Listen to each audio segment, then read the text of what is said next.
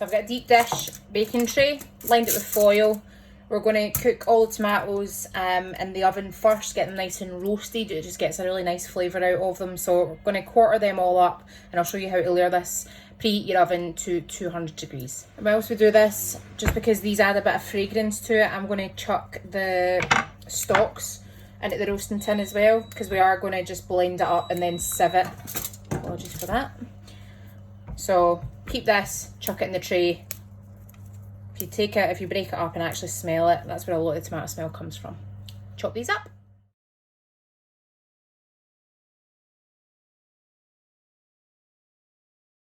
Then, I know it seems a bit odd, but I just put little dollops of butter all over because it melts in and it just adds a little bit of just creaminess to the sauce. It's not fatty at all, it just actually combines with all the sauce.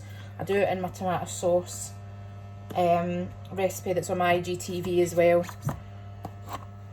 So trust me when I say you want to do it. And last thing we do before it goes into the oven, sprinkle with the glorious Maldon salt. It's a big bucket I've got of that. Stick it in your oven, preheated to 200. While your tomatoes are in the oven, get your onion. I've got a big massive one. You can use 2 smaller ones and just chop this up really, really finely. We're going to fry this off in some oil in a soup pot, which is what we're going to add all the tomatoes to when they come out of the oven as well. I said really, really finely, by the way. We are going to be blending it up, so it doesn't need to be that fine. Don't worry about it too much.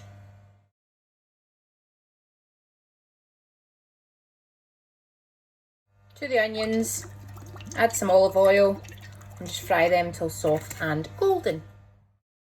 Taking the tomatoes out the oven after 40 minutes, just ready to go, but it started getting a wee bit roasty. You don't want them to go too dark because also that would potentially burn the basil, whereas they look still really good.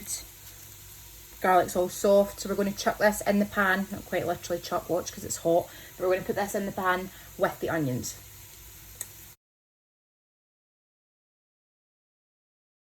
The onions, all the tomatoes from the oven, and I'm putting in a pint of water. That's all we need. And you're going to put that in a medium heat, and we're just going to allow it to simmer away. And probably check it in a wee bit, but I'll come back and show you after 30 minutes. Then with the chilli and garlic, I like a little bit of heat, so I'm going to add the whole chilli, seeds and all, because of the amount of tomatoes. If you don't like it so hot, either remove the seeds or only use a little bit of chilli. You can also use chilli flakes. I'm also going to get rid of just the stalk of the garlic and underneath, but I'm not going to worry too much about there being the casings, etc. We're going to throw the whole cloves in there and just roughly chop up your chilli and put that on top of your tomatoes as well, like so.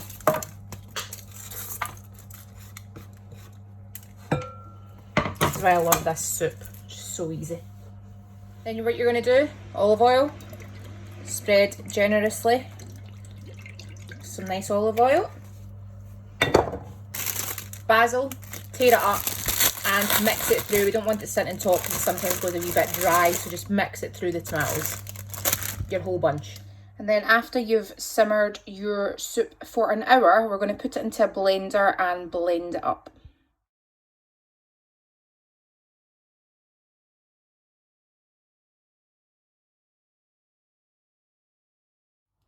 You're then going to take your blended soup and pass it through a fine sieve into the pot again. And then we'll heat through, add the cream to taste, season, and that'll be your soup ready.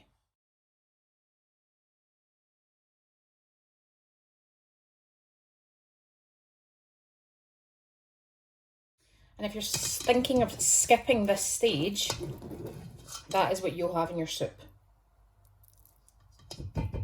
Trust me, you want it out. It just makes the texture a lot smoother. Then after you've strained it, add in your cream and mix through. Try it, add some salt and pepper, and that is your soup. Garnish with some fresh basil if you like.